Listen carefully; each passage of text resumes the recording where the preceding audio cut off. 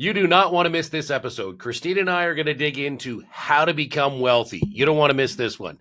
Hi, everyone. Welcome to Control and Compound. I'm Darren Mitchell, and joining me as always, Christina Wyatt. Christina, how you doing today? Hi, Darren. I am doing awesome. Excited to dig into this topic. Everybody wants to know how to become wealthy. We're going to share the secrets today. Yeah, I'm pretty excited about this, and this is going to apply whether you're young, whether you're middle age, or whether you're older. These principles are going to be for everyone. So I'm excited for this. Now, before we dig in, though, I just want to remind everybody, if you're listening on your favorite podcast platform, please make sure you subscribe and leave that 5-star review. And if you're listening or watching on YouTube, please like, subscribe, and hit that bell button so you always know when new content is coming out. And don't forget to follow us on social media at Control and Compound on Instagram and TikTok. So what we've got in store for you today is there's actually quite a bit of data and research on how people become wealthy, and then there's a lot of just kind of being in this business that we've been in for years and dealing with wealthy people and dealing with people that weren't wealthy and became wealthy, people that were wealthy and lost it. We're going to kind of share a combination of what we believe as well as actual research that goes into this. Scott Galloway, a New York University professor, has done some work on that on this as well. So there's actually quite a bit of data and research on how to do it. But I think let's just start, Christina, with the first couple. We're going to list a bunch here. Before you jump in too far, though, keep in mind as we're going through these are not the only ways out there for people to become wealthy, right? But we've taken 10 principles that we found that we want to dig into a bit more and share them with you. Obviously, there's going to be some, others out there, but I think we've nailed out 10 really good ones to go through. Yeah, none of these list be a farmer, and we know lots of wealthy farmers, or be a fisherman. We know lots of wealthy people in the fishing business. So there's all kinds of ways to be wealthy. These are just some of the common ways, and I think it'll be helpful for everyone, no matter what industry you're in. The first one we're going to talk about is focus on earning, not just saving. So a lot of people go out there and they go, okay, I'm going to save, 10, 15, 20%. The really aggressive savers. That's awesome. We're not telling you to stop doing that. But what people lose sight of is focus on their earning potential. Anything you can do to make you better is the greatest investment you're ever going to make. So when you're doing that job or starting that business or whatever it is, learn every aspect of that job, learn every aspect of the other jobs, anything you can do to make yourself better, take a course, get a coach, all that stuff. That is the number one thing you should be doing if you want to be wealthy. If you think of somebody with a 30, 35-year career, and let's just keep our math simple and say this person's, 30 years old, starts their first job, is making $100,000. Well, if they work for 35 years, that's $3.5 million that they're going to bring in. Okay. Now let's assume they get a 3% raise a year. So if you start at 100,000 and you make a 3% raise each year for 35 years, over your career, you're going to earn over $6 million. Okay. So when we say you are your greatest asset, anything you can do to make you better, this is huge. But let's suppose instead of a 3% raise, you took the right courses, you met the right people, you went to the right conferences, you started, following a system, a process, something to make yourself better. And let's say you get a 10% raise per year. Some years you might go up 50, some years you won't go up any. But on average, let's say you get a 10% increase each and every year. And there's lots of people that do that. If you get a 10% raise a year and you started at $100,000 and worked for 35 years, you would earn over $27 million in your career. So at a 3% raise, we went from 6 million to a 10% raise, 27 million. Your last year of work at that 10% raise scenario, you'd be making $2.5 million in your final year. So think how impactful that was, making yourself better to increase your career earnings each year, as opposed to everyone's fighting about, oh, can I get an extra 1% return on my $10,000 investment? People sometimes focus on the saving and the investing, and they forget about the earning potential, and you are your greatest asset. So focus on your earning potential, what you can do to make yourself better. That's number one. Yeah, that one's a huge one. Number 2 I have here is leverage technology and entrepreneurship. So this is another big one. And I think this is to making yourself better as well as becoming an entrepreneur and building a business. So a big way to build wealth is either open your own business or invest in other businesses. But owning equity in a business is huge because you're going to see that huge returns from something like that, right? If we look back, and I want to reference Robert Kiyosaki's 4 quadrants when he talks about, the employee, the one that makes that salary, the self-employed, you're still making salary, but you're kind of your own boss. Then you've got the business owner and you've got the investor on the other side, right? Well, he always tells you that if you want to be wealthy, you need to stay on that, or you want to stay on that side of the business owner and the investor. That is key because that is where the big wealth is made. You kind of get yourself stuck in a box when you're just the employee, right? You get stuck at those raise increases and those salary increases. Whereas when you are your own boss, you are a business owner, you're investing in businesses, the possibilities and returns are endless, right? You can make huge returns on that side of things. So investing in business, huge. The next one that I mentioned was technology, which I think, over the years, this just keeps getting bigger and bigger and more important. We see a lot of people invest in technology itself. So a lot of people will say, if you want to be wealthy, you should be investing in technology. Like you should have some type of investment in technology and advancing technology. I also think too that just learning technologies and AI, so the advancement of AI right now, like if you're not taking the time to learn that, you are going to fall behind. Like it's absolute. And these days people are getting concerned with AI taking over jobs, things of that nature. Well, that's going back to your first comment in working on yourself and bettering yourself so that that doesn't happen, but also understanding it, leveraging it, and being able to utilize it. Like if you can go into that office and you absolutely know how to work out AI and, efficiently change processes and stuff like that, that's huge. Like that is going to build your wealth. Absolutely. And it's going to build your business if you've decided to sit in that quadrant as well. So I think those two are pretty important. Yeah, investing in technology. Some people are scared of AI, and the people that are going to be able to work AI, that not everyone, but a lot of people are the ones that didn't invest in themselves because with any crisis there's opportunities. So AI is going to make some people a lot of money, and I know a lot of businesses, us included now, that are using AI, and we're talking to people about what else we can use for AI, because if it can make your business more efficient, allows you to do more in less time and less cost, that's going to be a huge windfall long term.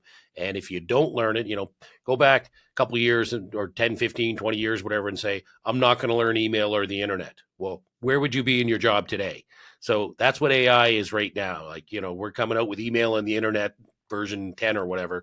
You need to learn about this. I mean, ChatGPT is free. You can go play with that for a while, just the entry level one. But it's amazing technology. It's going to change the world in the next 10 years. Don't miss out. Number 3, I have as move to a high opportunity area. Now, this one's kind of evolved through the years, but let's talk about this. So moving to a city or a region where there's more growth, right? You want to be in an area that's growing. You want to be with a lot of people, a lot of hustle and bustle. Like I remember I moved to Toronto twice early in my career, and we used to joke in Toronto, we go, well, a year of experience in Toronto in the insurance industry I was in at the time, we go, that's like 4 years experience anywhere else, because there was so much business. You were seeing so many more clients. You were exposed to so many different things that you learned every day. And we worked a lot longer than people in other parts of the region. Not saying do that forever, but having that high growth area where you're working in the middle of the hustle and bustle, like the Torontos, the Calgarys, the downtown of these big cities, that can be a huge increase in your skills and your networking, because you meet some of the people that, maybe are the presidents of the company in these big cities, as opposed to, a manager in a place in Saskatoon or something. So moving to those big cities. Now that's kind of evolved through now with people working online and working remotely. So there still is opportunities, to live in Windsor, Nova Scotia, or wherever you want to live in Northern Ontario, and still, work for a large company and kind of be part of that. But I still think there's something to be said for a period of your career, if possible, to be right in the heart of a bigger place, a bigger city, being around those people. I think you're going to learn a lot. Again, you don't have to, but it's one of the proven ways to increase your wealth. Well, yeah, and like you said, with the way that we have technology now and being able to get on Zoom meetings and things like that, you can work for a company based out of Toronto without actually physically being in Toronto. I know it's not ideal. You do say being there is better, but if you can't get there, there's network groups online that you can join that put you there too. So it's, there are opportunities to get out into those networking circles without physically being there as well, which is kind of neat. The next one I have on here is invest. And I would say invest and save early and consistently. So we've talked about it a lot, right? Compound interest is a wonder of the world, right? It's pretty much magic. If you can get on that compound growth curve early on in life and save consistently, it is going to be huge for you long term, right? The sooner you get on it, the better. Uninterrupted is always the best. And we talk about that, right? And that kind of goes back to the savings component. So I do think in order to be wealthy, you need to start with your savings, the base of your financial plan. You need to be consistent, which means you need to pay yourself first. So every month, the first thing that you do is you pay yourself, right? And I think Robert Kiyosaki talks about that in his books as well. The very first thing that you do before you pay anybody else is you pay yourself. So pay yourself monthly, annual, like make sure it's consistent, right? So we're going to do that first. And then invest long-term as well and consistently, right? So if you're investing long-term and consistently, you're going to stay on that compound growth curve. We also talk about focusing long term. So you should always have a spot for your savings. Our high cash value life insurance policies are the ones we like to use that we can use for your opportunities. You can use for your opportunities, your emergencies as those things come up early on. But if you have something that you want to be long term, stick to the plan, right? So if you're in a place that is volatile, don't pull out in a down market. Make sure that if you've put that money there, that's what it's there for. It's going to be a long-term growth plan. Have yourself set up so that you've got access to cash for those other opportunities as well, right? So you want to think short term, long term, you want to be consistent, and you want to stay on that compound growth curve for life. You never want to leave it. That is the ultimate way to get wealthy. Yeah, I love that. Like the earlier you start saving, and again, we're not telling you should put all your money in RSP saving, like put it in a place you're in control, because let's review some of the other ways we became wealthy. Investing in ourselves, making ourselves better. Well, if you don't have the money to take the course, hire the coach, join the group, that, there's ways to do it without money, but it's sometimes easier to do with money to, oh, if I took this course or that course, then that would increase my skills. Well, you're going to need money to do that. What about if an amazing business opportunity comes along and you're like, two 30 or 35-year-olds, one person saved money or is in control of their money, the other person isn't, and an amazing business opportunity comes along. Well, the person that doesn't have money is going to say, oh, I can't do that. I don't have the money. And the person that, worked on their skills, maybe increased their income a little, saved a little more consistently, they have, not a massive lump sum, but some kind of lump sum that they can say, great, you know what? I'm going to take a chance and I'm going to invest in that business. I'm going to buy that business. I'm going to start my own business, whatever it may be. So I've started a business, and trust me, you're not going to make money in the first part. So you're going to need a nest egg to tie yourself over until the business comes up. So invest early, invest often, and keeping control of that money. Save early, save often, and then invest. Yes, I always like to go back to that. You want to get that foundation of the financial plan set up first.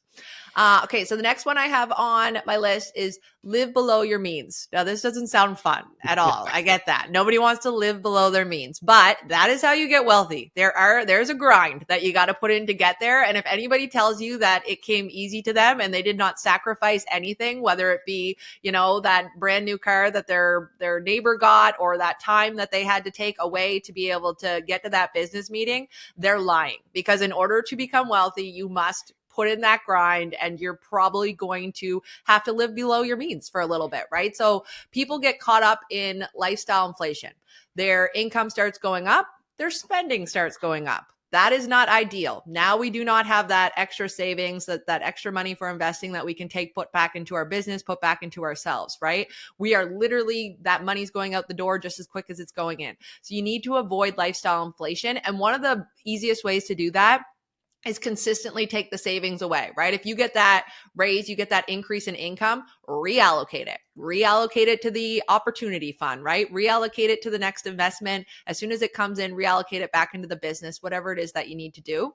You also have to be very careful of debt management. So there is bad debt out there, credit cards, things of that nature, where you're using credit cards for vacations to keep up with that lifestyle, to keep up with the Joneses and the neighbor next door. That's not going to get you wealthy. It is not, 20% compound interest on the other side. Not ideal. You're going to get stuck in that rat race of trying to pay back those debts, and it's not going to be good. Now, if you are using debt for investments, good debt, building out your real estate, building out your business, things like that, absolutely. Just make sure that you're doing it strategically, right? Everybody should go in with a plan.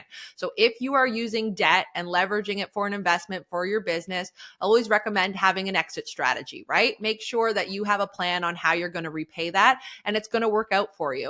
But do not let those credit cards creep up, especially when it's on lifestyle, because there's no way that lifestyle is going to be paying those credit cards off for you. You take that money, you put it in a business. Yeah, that could be a different story, but avoid that. That is how you get caught in the rat race and you never get to that next platform of wealth. All right, so for number 6, not a big surprise on our list here. Invest in real estate. And again, we're not telling everyone to go buy real estate today, but over the long term, real estate has been a pretty reliable way that people have accumulated wealth. Just about all the wealthy people out there have accumulated real estate at some point, and that's going to appreciate over time. I'm not saying it's going to appreciate in the next 2, 3, 4 years if that's your time horizon, but if you're looking at the next 20, 30, 40 years, the math typically makes sense. The wealth, if you can maintain, the payments on that over time, you're going to probably be a lot wealthier long term if you have real estate. Now, Robert Kiyosaki's got something interesting to say on that, Christina.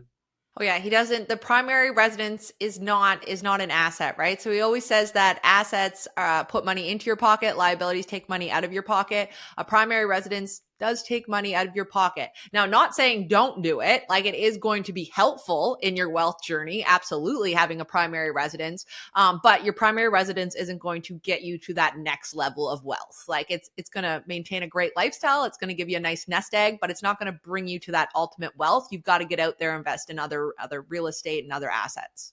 Yeah, people often when we talk about, how much wealth they have, they're like, oh, my house is worth like this, right? Because we obviously saw a lot of appreciation on houses. And it's like, okay, are you going to sell your home and move into a trailer? Like, you've spent 20 years living in a beautiful home that's worth lots of money. Great. You've become accustomed to that lifestyle. Are you going to say, great, now that my home is worth all this money, I'm going to sell it and, live in some place that's not near as nice? Now, some people can move into apartments when you get older and stuff. So there are opportunities. Sometimes it can make sense. But a lot of people are like, oh, I have a $2 million house and then I'm going to sell it, but I want to stay in the community. So I'll just go buy a $1.3 million condo with $600 a month condo fees. And now, are you really better off? So the net worth in your house is not probably not going to make you wealthy long term for the most part. Number 7, avoid bad investments and get rich quick schemes. So I think we've all been guilty of this, or most of us have been guilty. I remember my brother is a pilot at a major airline, but when he was younger, he was a bush pilot up northern Canada. And I got to tell you, there must have been 20 different gold mines, silver mines, all these penny stocks that we were going to make so much money on, and none of them did. And we talk to people every day saying, oh, I've got my money in this penny stock or exploration company or whatever. And you know what? There's 1 in a million that are going to hit, and you might hear about those stories, but you're not going to hear about the 99.9%. So try to avoid those get rich quick schemes. If someone's promising you 5% a month return with no risk, it's probably a scam. I remember years ago, my mom came and said, oh, this person is guaranteeing 10 or 12% on the investment accounts. Do you know him? And I said, no, I don't need to know him. He's a crook.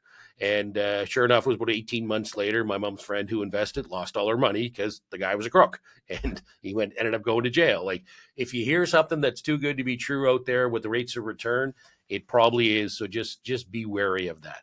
Yeah, that one kind of goes hand in hand with the if you heard it from your cab driver, it's probably too late too. If everybody knows about it, it's been done. So, no, I like that one. The next one on here is health and relationships matter. So two pieces here. I'm going to start with the relationships, which I think is huge. It's extremely important. So where I got today was 100% through mentorship, building relationships. They say that your net worth is your network, or your network is your net worth, which is absolutely true. The who you know and those relationships you build will take you very far in this world, right?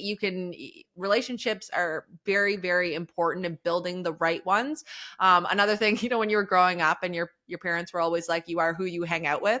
That is absolutely true. You are who you hang out with. If you surround yourself with wealthy individuals, with like-minded people, you're going to sit down, you're going to have conversations about the investments that you're doing, the businesses that you're building, and you're going to lift each other up. They're going to have ideas. They're going to be able to mentor you. And that is very, very important, because if you're sitting in a room with someone that wants nothing to do with that and laughs and says you're crazy, which does happen, right? You can sit down with people and like, that sounds crazy. You're never going to be able to pull that off. Those are not the people that you want to surround yourself with. You want to surround yourself with others that are doing crazy things. Not crazy, but you know what I mean? Like the ones that are like-minded like you, that are focused on growth, building businesses, building themselves up. And then having those mentors in your life are huge, because if you want to be, we talk about, if you want to be the best in real estate, you want to have a coach or a mentor that's going to be able to help you build out that real estate portfolio, right? They've done it. So take that relationship and leverage it. And you'd be surprised of how much knowledge people do want to share. People love to share and talk, especially if you want to listen. So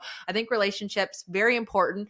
The other side is health. So if you don't take care of yourself, it doesn't matter if you're wealthy or not, because the moment your health goes out the window, nothing else matters. You could have millions, trillions of dollars in your bank account. If you are not healthy, the only thing that matters at that point is getting your health.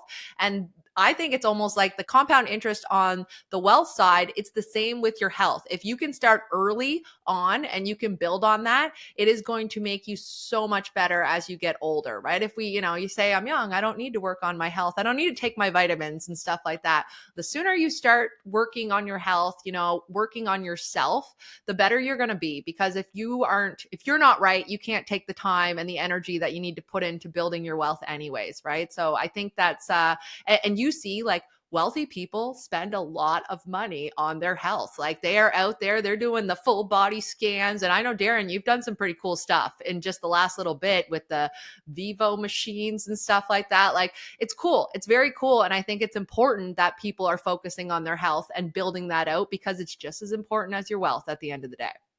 Yeah. If you're a wealthy person who doesn't have his health, you have one dream. If you're healthy, you have unlimited dreams. Exactly. So, that's huge. And just back to the networking, Christina, like I just couldn't imagine where Control and Compound I'd be without the people I've met through the years. Like, the coaching programs I'm involved in, and the conferences I go to, and the real estate events that you and I attend. We meet so many people there that, we don't do business with all of them, but all of a sudden it's like, hey, we're looking for someone to do AI consultation. Do you know anyone? It's like, yeah, I use someone really cool. And like, just that one little tidbit could drastically change your business. Or, who would be a good person? We've hired people that have been referred to us from people we've met at events saying, hey, we're looking for someone. Oh, I got someone that's perfect for you. Right. It could be even like, from your banker or from whatever. It's like you have those relationships, and you can leverage those to attract people, to learn new skills, to find out what the wealthy people are doing. So I think that's a real important one. I like that a lot. And then number 9. So this one, I think this is probably for me one of the most important ones that I didn't really appreciate when I was younger. I used to think, compound interest, we all knew about that, how cool it was. But as I grew and got more experienced, control of your money, I might put that near the top of the list after investing in yourself. Like having, and maybe even first, if you're going to be control of your money, to invest in yourself. Time and time again, when we meet with wealthy people, they know where the money is and they know how much money they have access to. They know that if something happens, their money isn't going to go down in value because, if everything crashes tomorrow and you don't have access to cash, you can't buy anything on sale. If you have a financial emergency and you don't have access to cash, those are the people that go bankrupt. So being in control of your money instead of giving up control and giving it to a financial institution or government savings program that you lose control. I can't emphasize enough how this is one of the ways you're going to be wealthy. You need to be in control of your money to take advantage of those opportunities that come your way. The next one that we say a lot, that we talk about a lot, number 10, and I think huge here, eliminate or reduce the wealth destroyers. So we know that the wealth destroyers are taxes, number one wealth destroyers, taxes, fees, volatility in those markets, and spending your money all throw you off that compound curve that we talk about, right? So you need to focus on eliminating those 4 things so that your wealth can compound. If you do not, it will get eroded, right? If you try to compound your money inside of anything and you do not think about the taxes that are going to be implicated at the end when you go to pull it out, you don't think about the volatility that's going to happen, the fees that are going to get paid, your wealth. And we've done lots of examples on our podcast with math, and numbers don't lie, that show you if you do not get a handle on those 4 wealth destroyers, you will never be wealthy. It is absolutely impossible to get wealthy because of those taxes. Number one, they'll get you immediately if you don't have a tax plan. Yeah, I love these 10 things. And again, they're not going to apply to everyone at every point in your life. And the wealthier you are, some of them are going to be different, but control of your money is huge. I talked to a really successful client the other day, and we had the conversation. He was like, my business is making tons of money now, more than I dreamed of. And he goes, I don't want to be a real estate expert, a Bitcoin expert, a stock market. Like, I don't have time for that. And he just takes a substantial portion of his money and puts it in what he calls the boring but effective whole life that grows at 5% cash on cash, whatever, long term.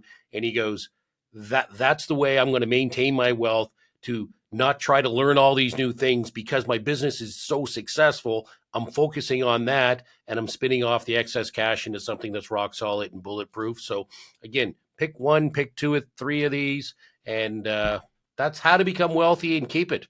That's it. Thanks for watching. Thanks for listening. Have a great day. Thanks for watching this episode of Control and Compound. Don't forget to subscribe and hit that bell button so you never miss a new episode. And if you're ready to learn more, head to our website, controlandcompound.com. The link's below.